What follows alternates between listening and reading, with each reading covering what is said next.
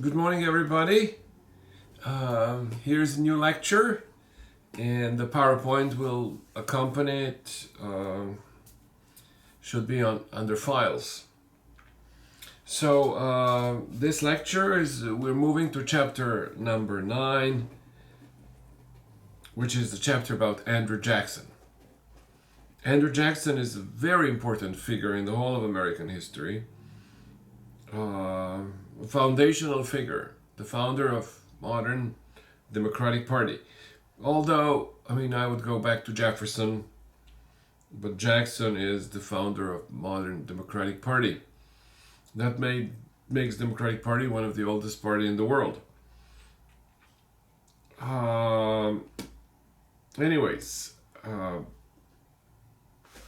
we're talking about looking at slide 2 and talking about what happened after Virginia Dynasty in U.S. history.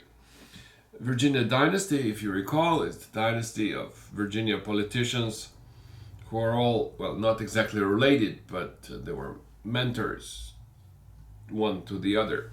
Jefferson, Madison, and Monroe. So Virginia Dynasty ended with the presidency of Monroe, and in 1824, a new president was elected, a son of the old Federalist, John Adams. His son was called John Quincy Adams. He was president for 4 years, and even though technically in the beginning he was also considered this Democratic Republican, because during the Virginia Dynasty, basically after the Battle of New Orleans, the Federalists practically disappeared and the party disintegrated. But anyways, John Quincy Adams continued pretty much the same policies. And let me...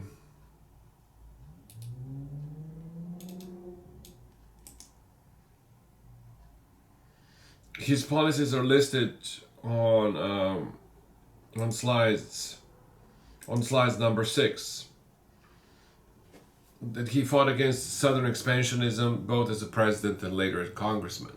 One of the interesting things about John Quincy Adams that after he lost his re-election bid in 1828, he decided to run for Congress from Massachusetts and was congressman from Massachusetts for the rest of his life, I believe. He fought against Southern expansionism both as president and later as congressman.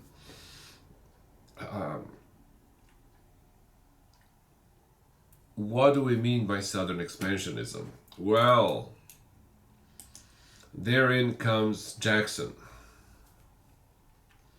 Jackson was the poster child of Southern expansionism, and it was motivated by the profits that Southern plantation owners were making from cotton, tobacco, and rice production. And they were using an ever greater number of slaves, and they also needed an ever greater territories and ever greater lands to fulfill their desire for greater profits. So out of that desire came the necessity for slave economies of the South to expand and look for new territories. So the first target was Florida. This happened immediately after the Battle of New Orleans in 1815. Because the operations in New Orleans were also connected with these parts of Florida, what they call the Florida Panhandle. Florida was Spanish territory, and As you recall from earlier chapters, technically speaking, Spain didn't allow slavery. The Spaniards had a little bit of a different system. It was an old feudal system, basically where peasants were tied to the land and they were obliged to work certain amount of hours for their owners. What is called the encomienda system. But the peasants were free and they had their own land which they could work on. So Florida, by guaranteeing that there is no slavery, was a magnet for the slaves from the south, from the states that bordered Florida, namely Georgia, Alabama, and Mississippi, and Louisiana. And Louisiana too. So Florida was,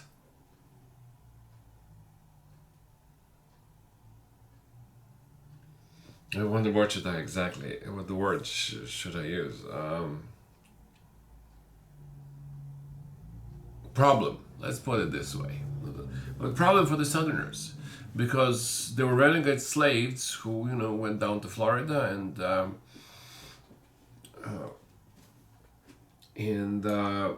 well, Andrew Jackson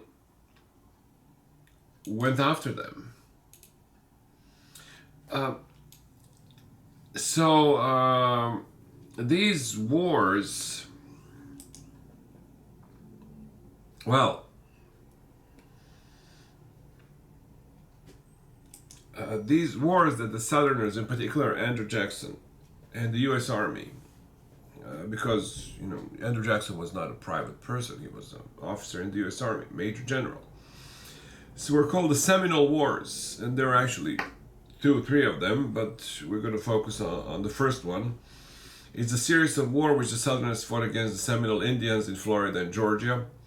The wars ended with the expulsion of the Cherokee and Seminole Indians in 1838 into the Oklahoma Territory. We deal with this issue later on even more. That's during the presidency of Andrew Jackson. And finally, Florida joined the U.S. as a slave state in 1845. There was a big problem from the 1820s to the 1840s. The Northerners didn't want to allow Florida to join because it would shift the balance in favor of the slave states. And there was a thing that was called the Missouri Compromise that was reached in 1820. That was under the presidency of James Monroe. So, how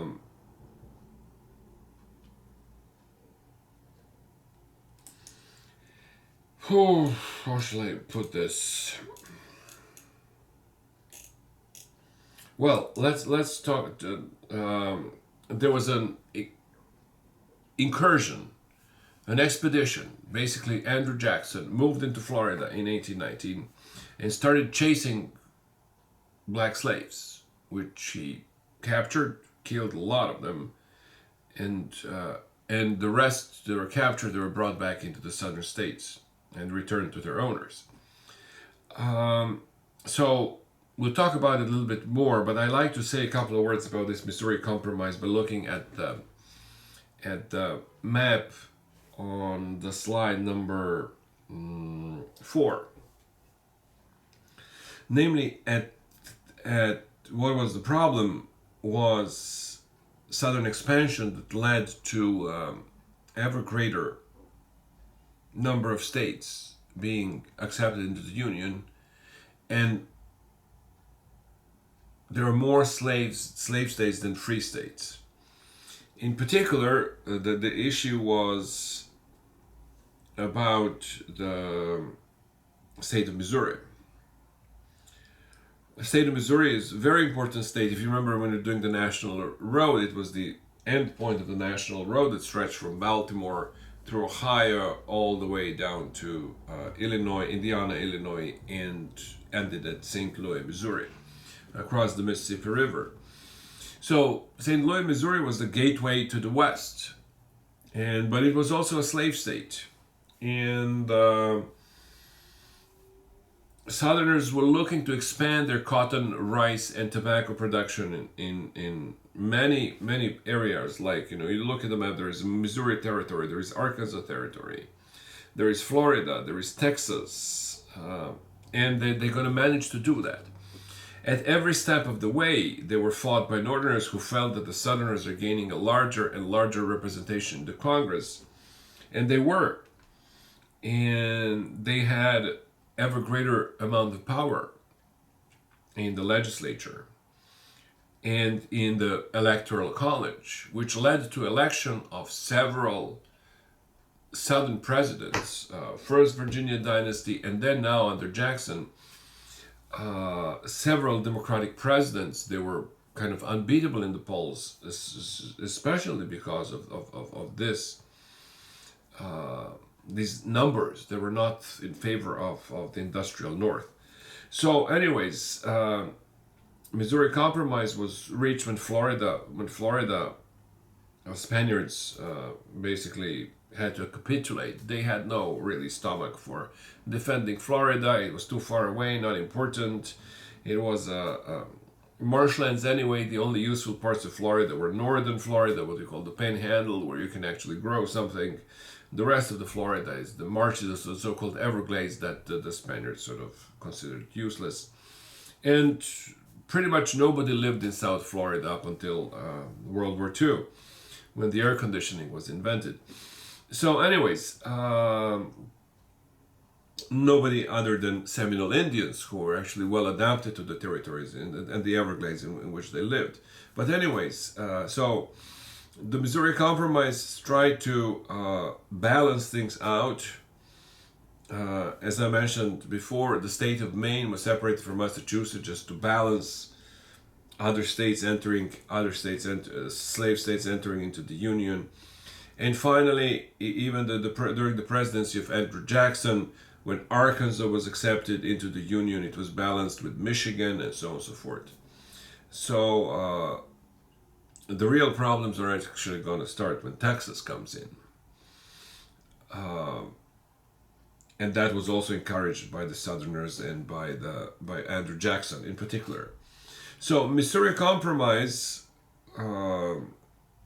was such that Missouri was to be accepted in the Union, but that there'll be no more slave states above the 36th, 38th parallel. There was a line, and the line you see is here at the top of the Arkansas Territory, which is the northern border of Arkansas and Oklahoma. And so there was, with the exception of Missouri, there was no slave states to be north of that line. So that meant that New Mexico and Arizona would enter the Union basically as, New Mexico is a bit of an exception, but Arizona would enter the slave as the Union as a slave state, but northern states like Oregon, Washington, and so on and so forth, and they were exempt from it. So anyways, there was a struggle basically developing in the West. Who is gonna get each territory to come to a particular side in the Congress, the Northerners or the Southerners? Anyways, Jackson, let me read to you the stuff from slide number 5. Jackson fights Missouri Compromise, which is a series of war which the Southerners forced against Seminole Indians in Florida and Georgia. Texas fought for independence against Mexico in 1835-36. The whole ploy in Texas was actually organized by Andrew Jackson and his people, his right-hand man Samuel Houston and Davy Crockett. So the situation was very similar to what was going on in Florida before. It was just a repeat of the whole situation. There is a whole bunch of baloney rhetoric related to the independence of Texas. Remember the Alamo and all that sort of talk about glorious independence of Texans against evil Mexicans. The truth is there that is that it was a great embarrassment for United States. Why I say that? Because the main issue that the Texans wanted independence from Mexico was the issue of slavery. Slavery was not allowed in Mexico. Mexico was independent, newly independent country. Became independent from Spain in 1821 and didn't allow slavery. And that was the problem for people like Andrew Jackson, Sam Houston, David Crockett. They wanted to expand the cotton trade into Texas. And basically the whole thing was a ploy to, create Texas first independent and then work towards the incorporation of Texas into the United States. Anyways, so Texas also joined the United States as a slave state in 1845, like Florida. So that's the mess that you have brewing in the American South, which colors the politics of this period in the 1820s, 1830s, 1840s, 1850s. They're fighting just about this issue, and the moment the first president was elected, who was serious about abolishing slavery, Abraham Lincoln, it erupted into a civil war.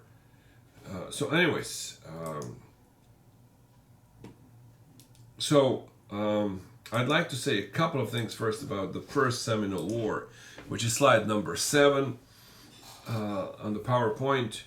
The First Seminole War happened between 1816 and 1819. It began when General Andrew Jackson penetrated into West Florida and Florida Panhandle. West and East Florida is the Panhandle divided by the Apalachicola River. So West Florida is towards New Orleans and East Florida is towards the Atlantic coast. So it was the government of Great Britain and Spain both expressed outrage over the invasion by Jackson into Florida. And the reason for the invasion were the fugitive slaves that were hiding in Spanish Florida. In particular, on Prospect Bluff, overlooking the Apalachicola River, which is near Tallahassee, Florida, there was a settlement that including a trading post. And Andrew Jackson and his people called this settlement, they labeled it Negro Fort. It was built by the British during the War of 1812, and it was in a remote part of Spanish Florida. Well, that fort attracted a great number of fugitive slaves, which then were commissioned either by Spanish or the British, depending on the time period what you're talking about, to defend this area, and it was a problem for the southern plantation owners like Andrew Jackson. Andrew Jackson was born in, now that we're talking about it, Andrew Jackson was born in North Carolina. He was of Scotch-Irish descent, he was the first president of such a descent. President before him were exclusively, if I believe, of English descent, which is interesting. We are not really always clear in the United States what this Scotch-Irish descent means. Scotch-Irish is a euphemism that we use here. Those are Irish Protestants. In other words, United Kingdom consists of, at least at this time, it consisted of several kingdoms: England, Scotland, Wales, and Ireland. But Ireland was predominantly Catholic and still is. But Ireland was in many ways the first British colony. It was conquered under Henry VIII and Elizabeth and so on and so forth. And a certain amount of settlers, a lot of them from Scotland, were settled in Ireland to be Protestants who ruled over the Catholic majority. In England, in the United Kingdom, they call these people Irish Protestants. We call them here Scotch-Irish. And a good chunk of that population ended up in the South, particularly in the areas of Tennessee, Kentucky, Carolinas, so on and so forth, to a lesser extent, but mostly Tennessee and Kentucky. And it's a very, very interesting group. So it's a group that was already in a sort of a very strange situation. So the Scotch-Irish, the Irish Protestants, were superiors. They mastered over the Irish Catholics already in Ireland. But they had to be subservient to the English, who run the country, who run the United Kingdom, who are the largest ethnic group and the largest state in the Union. So they kind of combined two different traits in their character. One was the hatred of the English, who were their superiors, but also at the same time a disdain for these Irish Catholics who were practically in their service. So, and that same attitude was transferred to the American South, people like Andrew Jackson, who it's hard to find a slave owner who was worse, who was more vicious towards his slaves than Andrew Jackson. But at the same time, Andrew Jackson can be very patriotic, talking a great talk against the English, against the king, and so on and so forth. So it's a very, very strange combination that found its home in the American South, and to this day. Anyways, let's get back to the Seminole War and this Negro fort. I just want you to mention this episode just to give you an idea how brutal this invasion of Andrew Jackson into Florida was. These were young men. Three leaders of the fort were Garçon, a boy in French, a carpenter and former slave in Spanish Pensacola. Prince, his name, he was 26-year-old, and he was a master carpenter, and he received wages and an officer's commission from the British in Pensacola. And there was a guy called Cyrus, age 26, also a carpenter, and who also know how to read and write. They were the people who defended the fort.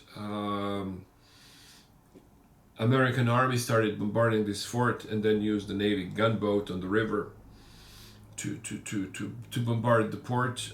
They used what was called the hot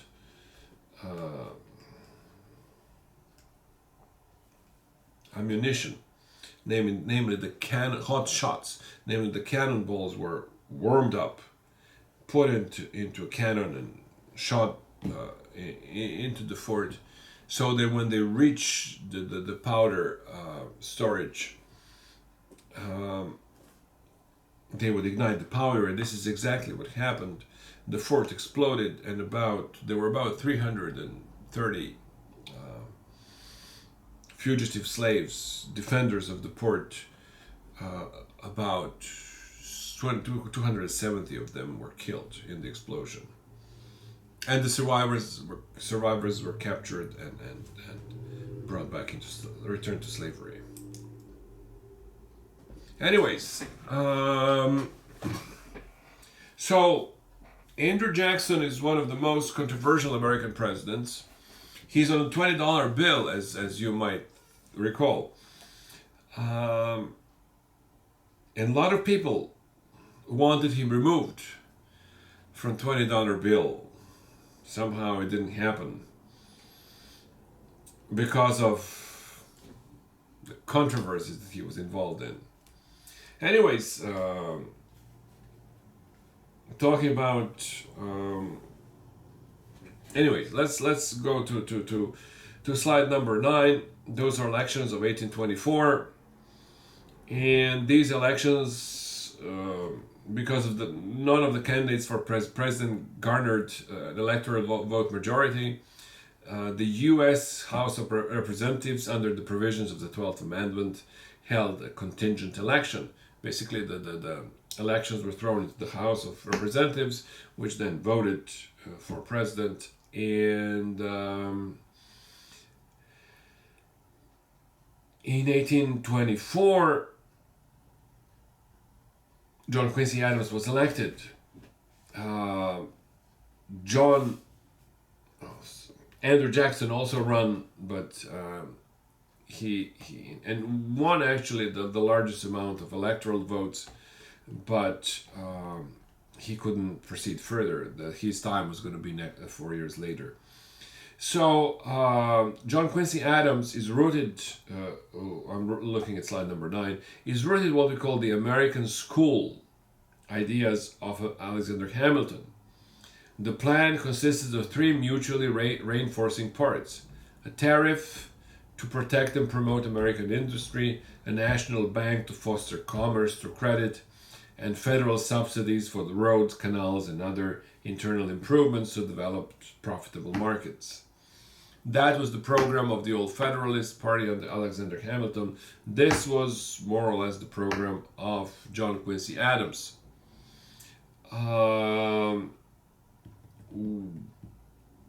And it was going to be the program of the future Whig Party that is going to develop in opposition to Andrew Jackson. Anyways, Adams' policies are listed at slide number 10.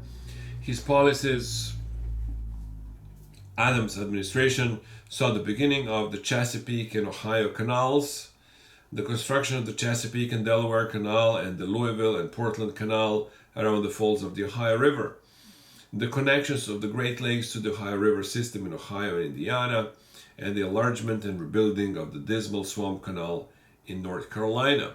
So, build the infrastructure in order to foster commerce. Additionally, the first passenger railroad in the United States, the Baltimore and Ohio Railroad, was constructing during the Adams presidency. So this is the program of the Federalists before, and now the program of John Quincy Adams. His problems were listed on slide number 11. What is called the tariffs of abomination. Basically, the tariffs protected the northern industries, but they were not favored by the southerners who had money from cotton and therefore were willing to buy cheaper European, in particular British, goods.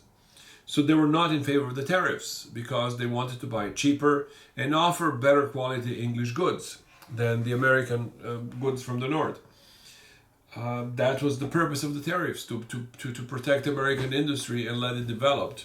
Otherwise, the British would just crush the competition in the north. Anyways, pardon me.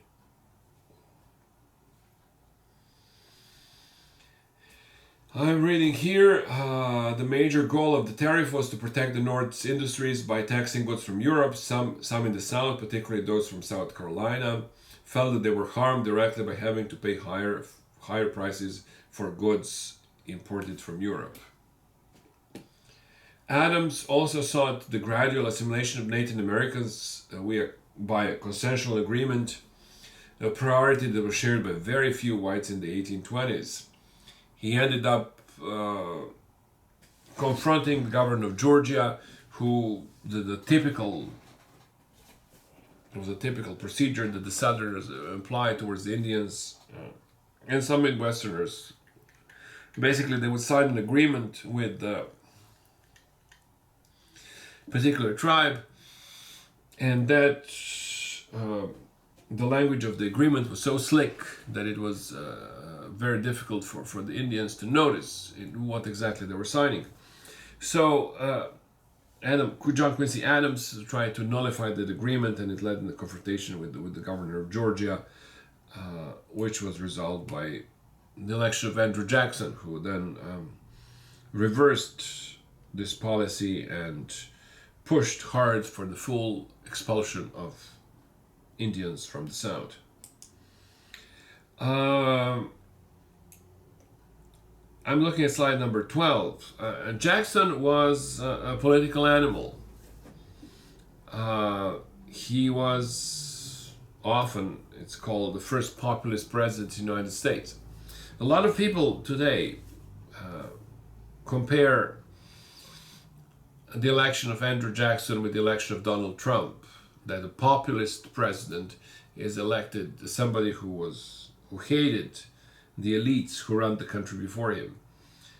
There are some parallels, but I am personally I'm opposed to this parallelism because it's so easy to find similar things, and when you get into this sort of quest for similarities, you end up forgetting very important differences that exist.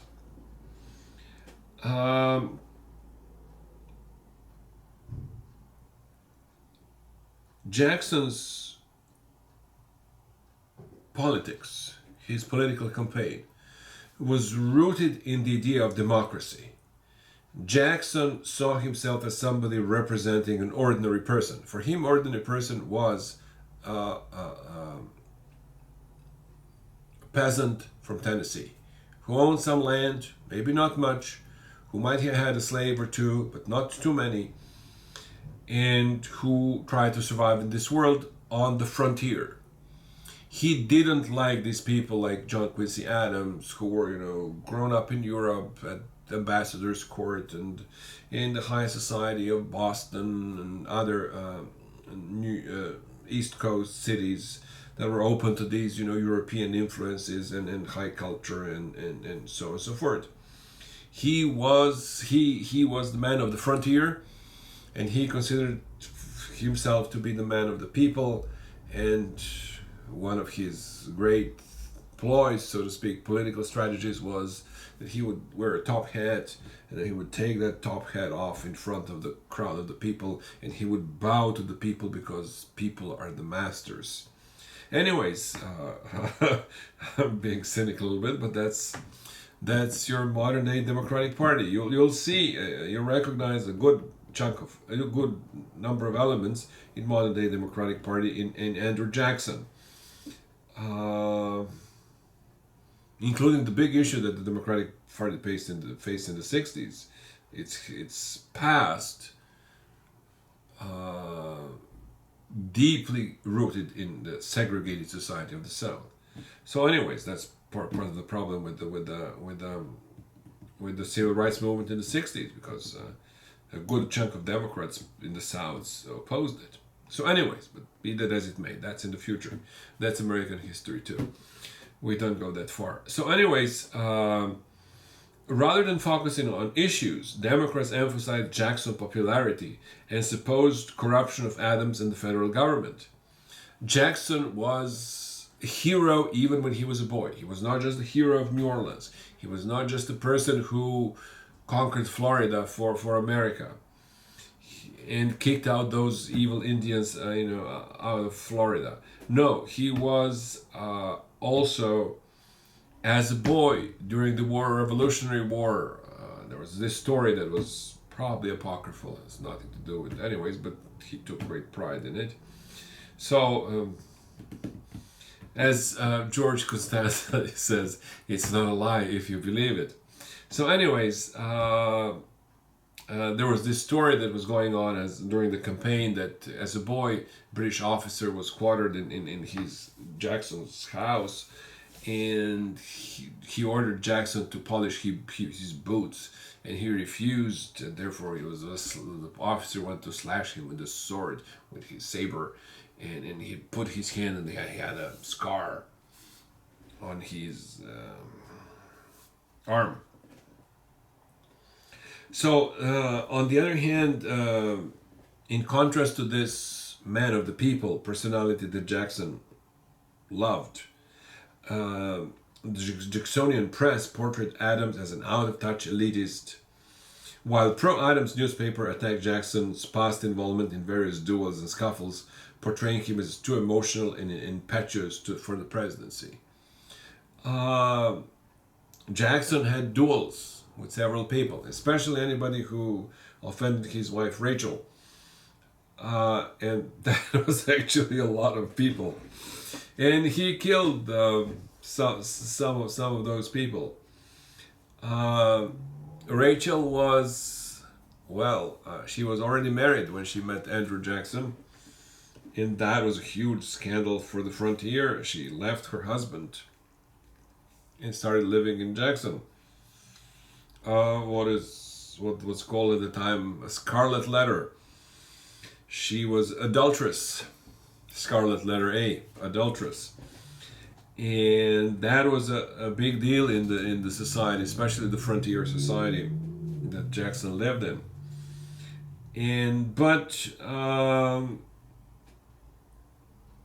they obviously loved each other. They traveled all over the place, and she was pretty much the only person in this world who could harness his temper. He was famous for his temper. He would just flare up in a second and do crazy things. And that's what obviously was exploited by his opponents. Jackson won 50.3% of the popular vote in the free states, but he won 72.6% of the vote in the slave states, which gives you an idea of two different Americas, the North and the South. Anyways, we have slide number 13, the spoil system. What Andrew Jackson did also had a lot of people pointed. The spoil system was, an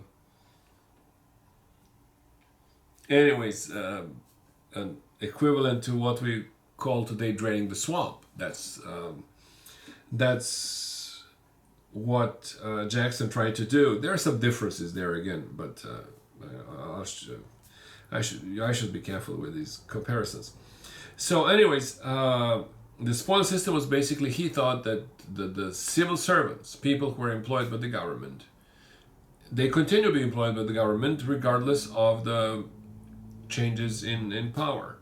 Namely, the president comes and goes, but the civil servants run the show. Well, Andrew Jackson changed that, and he basically instituted a practice in which a political party, after winning an election, gives government civil service jobs to its supporters, friends, and relatives as a reward for working toward victory. And as an incentive to keep working for the party. Jackson justified this by saying that he believed that he was just replacing the elite with the ordinary people. So you have a caricature here on the right on slide number 13. Jackson riding on a pig instead of a horse, and it says, "To the victors goes the spoils," which basically that's how his opponents saw his presidency. That he brought this bunch of hillbillies, so to speak, into Washington, D.C.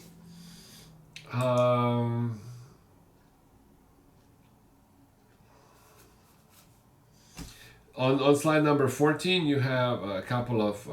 they call him King Andrew. He thought of himself as somebody who just represents an ordinary Joe the farmer.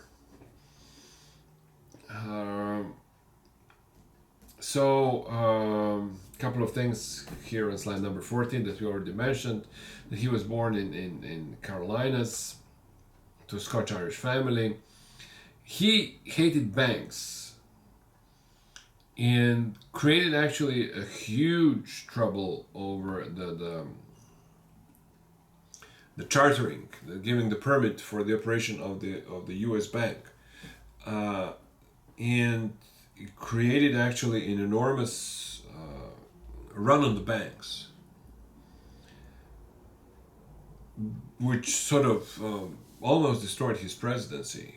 His the next president elected was after Jackson was a Whig, his opponent.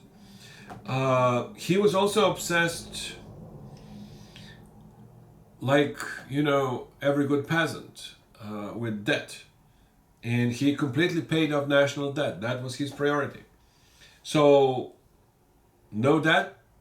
That was the ideal of the peasant, and that's what Jackson implemented. In 1830, Jackson signed the Indian Removal Act, which forcibly relocated most number of the Native American tribes in the South to the Indian Territory. And he also recognized the Republic of Texas in 1835. All of these things we talked before. The Indian Act was particularly cruel for the Cherokee Indians and the Seminole Indians. They were marched from Georgia all the way to Oklahoma. Thousands of them died on the way, and those were not people who were hunters-gatherers, as if you recall that we were talking before. Those were so-called civilized tribes. They were encouraged by the white people like John Quincy Adams, to join the American institutions, build their houses, build their churches, settle down, become farmers. They even sued the federal government over this Indian Removal Act, and the Supreme Court ruled in their favor. But Andrew Jackson said basically, if the Chief Justice of the Supreme Court thinks that he should make this decision, he should then enforce this decision. So he basically refused to implement this order by the Supreme Court and got away with it. One of the most shameful episodes in the whole of American history. I don't know any other incident that presented such a blatant disregard for the rule of law and common decency in American history. So anyways, I won't hide this from you. I hate Jackson, and I'm holding myself back to present you with the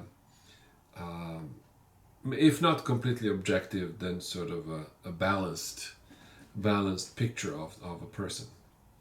He was extremely popular. There's no doubt about it. So anyways, we are looking at King Andrew.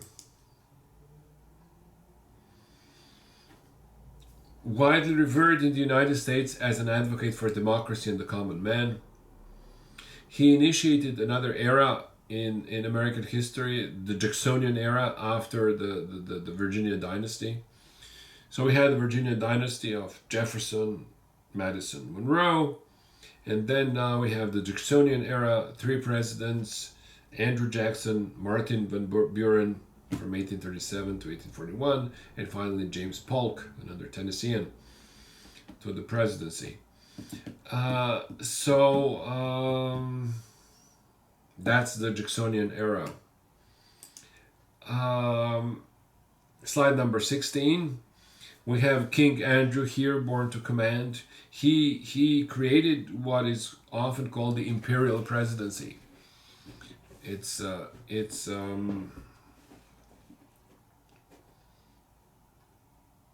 huge theme and huge issue in American history. We kind of still live with this idea. In the early parts of the Republic, presidency was not such an important office as it is today, or it became under Jackson.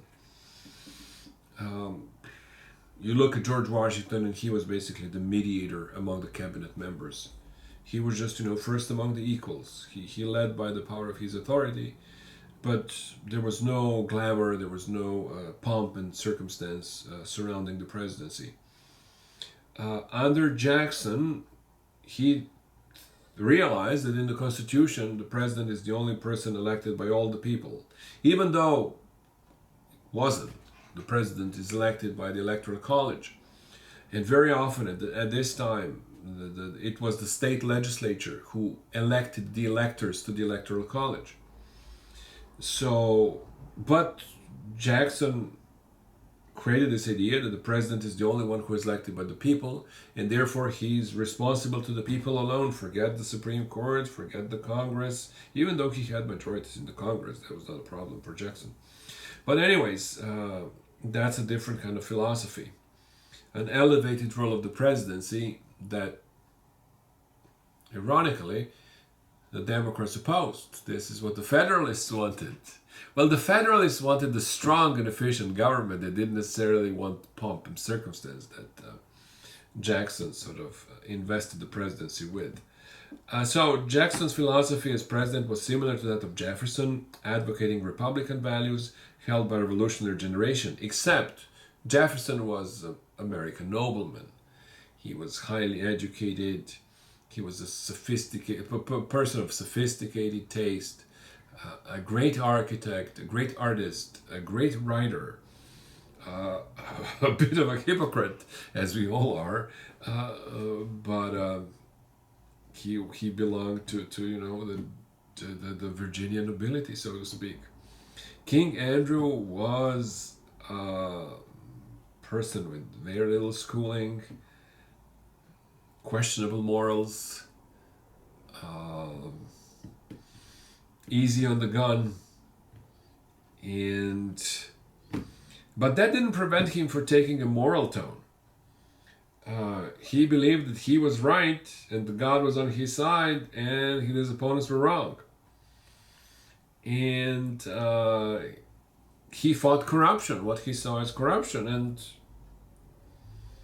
well, there was corruption, although my sort of question is always, wasn't the cure worse than the disease? In other words, the corruption that Jackson left in his wake was way worse than anything that existed before.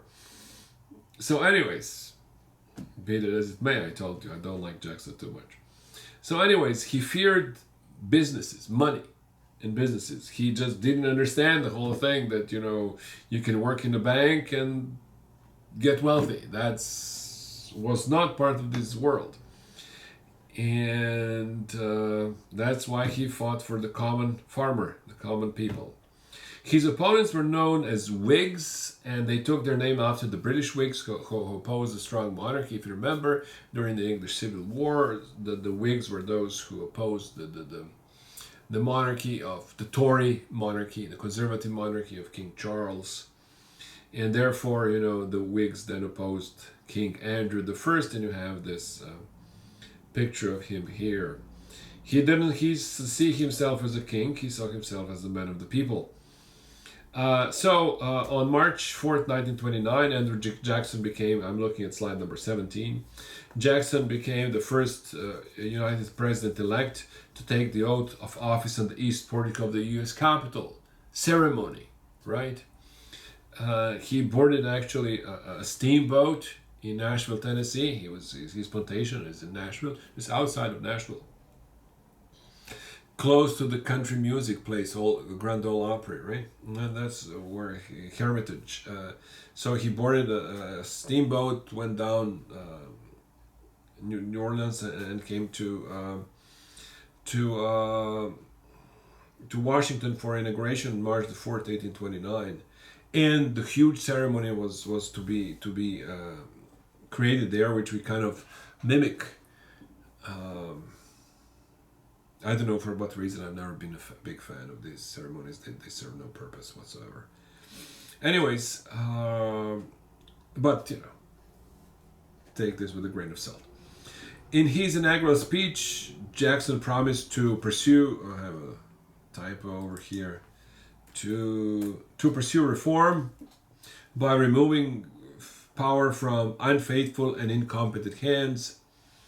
At the conclusion, and then this is a sort of famous incident that and gives you an insight into his presidency.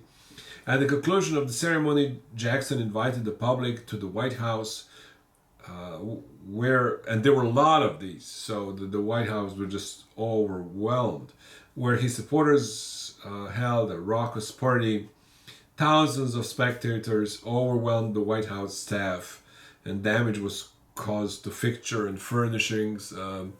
There were reports from that party that Jackson's Tennessean, those people from the frontier, were taking away souvenirs, silverware and plates and things of that sort.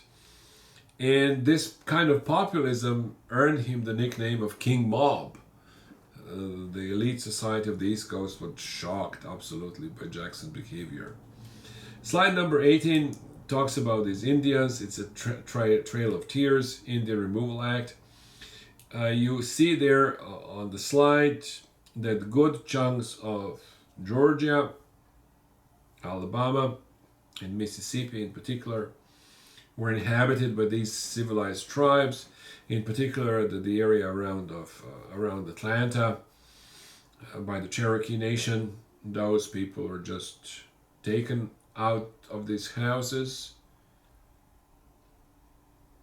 sent to walk without, and they were not even allowed to carry their own belongings, their own property, and they were sent over on a march that was long, almost 1,000 miles from Georgia to Oklahoma,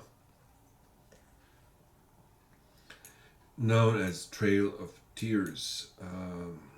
The trail is now marked, and in various places you can actually, there are markers showing the tragedy of Native Americans. But you've seen this coming. We talked about this even during the Revolutionary Wars and during the 7 Years' War, and big problems that existed between Native Americans living on the other side of the Appalachian Mountains and the colonials who were living on the East Coast.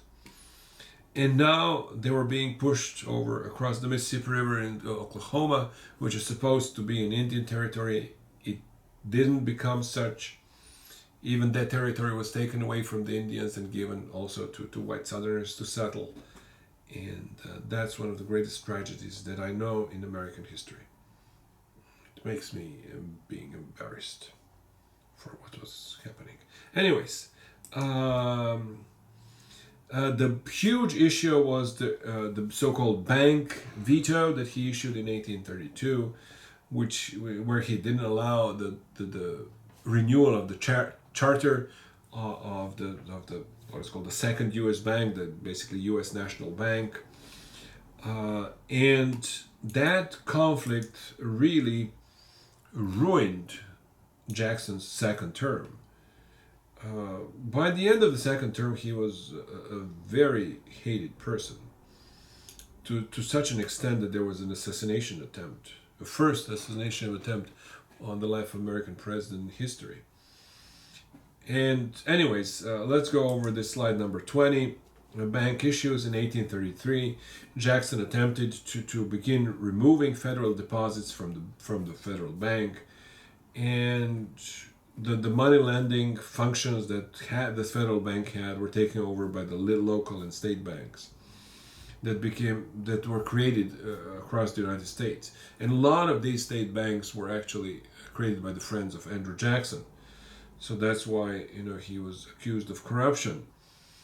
Jackson moves were extremely controversial. There were rebellion in the cabinet over removing the deposits, government deposits, from the federal bank into the private banks.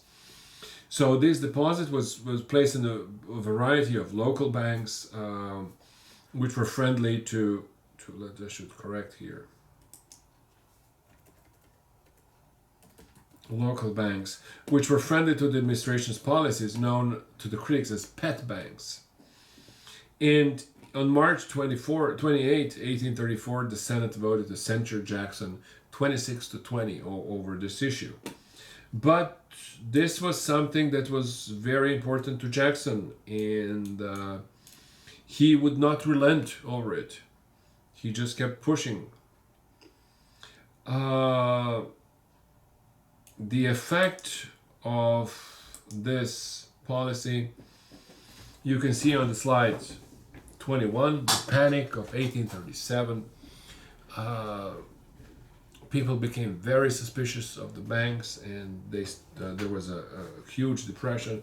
Here, the slide 21, you see an unemployed person with hungry children and a worried wife, and on the wall is the picture of Andrew Jackson and his chosen successor, Martin van Buren, who failed to succeed Jackson. But anyways, because of this, run on the banks is basically when people go and want their money back from the banks, and if we all go to the banks and want that money, then the banks don't have enough money to give us. That's the nature of banking, and it was caused by Jackson. So anyways, there was an assassination attempt in 1835 where I forgot his name. He was an Englishman actually, who tried to shoot Jackson in Virginia. He was in Virginia visiting something. But apparently, the wet climate of the area, he pulled a gun and shot Jackson, but the gun didn't fire. And then another gun from another pocket, and that gun failed also. And then Jackson's minions, including David Crockett, who was a congressman from Tennessee, grabbed the guy, and actually Jackson started hitting him with his cane. So it was quite a mess. On the slide number 23, we have David Crockett, American folk hero, frontiersman, soldier, and politician.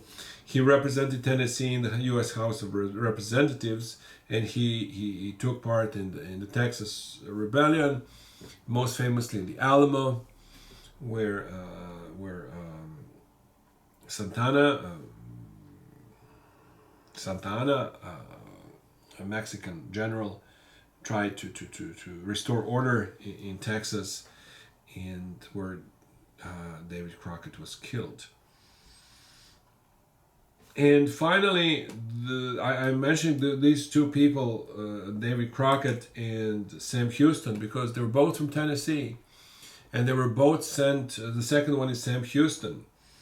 Sam Houston became actually governor of Tennessee after Jackson became president, so he sort of succeeded. He was a very important part of the Jackson political machine, and he went to Texas and fought for Texas independence against Mexico, and became the first president of the so-called independent Texas. So that's about all what I have about Jackson for you guys. This covers a lot of material from chapter, was it 9, right? Chapter 9. Andrew Jackson, man of the people, if you like him, or that bastard who kicked the Indians out of the South and sent them on the Trail of Tears, if you don't like him. So take your pick. A man who killed hundreds of slaves, renegade slaves down in Florida. A man who helped Texas gain independence so that it can become a slave state. And the founder of modern day Democratic Party. People often make Jackson to be a controversial figure, and you bet he was very controversial. But eventually, my opinion is you have to pick and choose which one is the real Jackson. The one who talks about his dedication to the people and himself being a man of the people and doing everything in the service of the people and honoring the people as the masters of our country, or he was a ruthless opportunist who took every opportunity to make money for him and his friends. And I would fall in this category, the second category. But I am probably they're not in the majority. So there are a lot of people who see him as a benevolent presence in American politics. Testified by the fact that he is still on the $20 bill. So I remember when I was living on the border of Oklahoma and Arkansas, and there are still some Native Americans left, and they wouldn't use $20 bill because Jackson was on the bill. But anyways, be it as it may, that's all what I have for you guys. We don't have class on Friday. The college is going to be closed. Good Friday, but we'll meet on Wednesday for the IDs, and this is it. Andrew Jackson. All right. See you. Bye.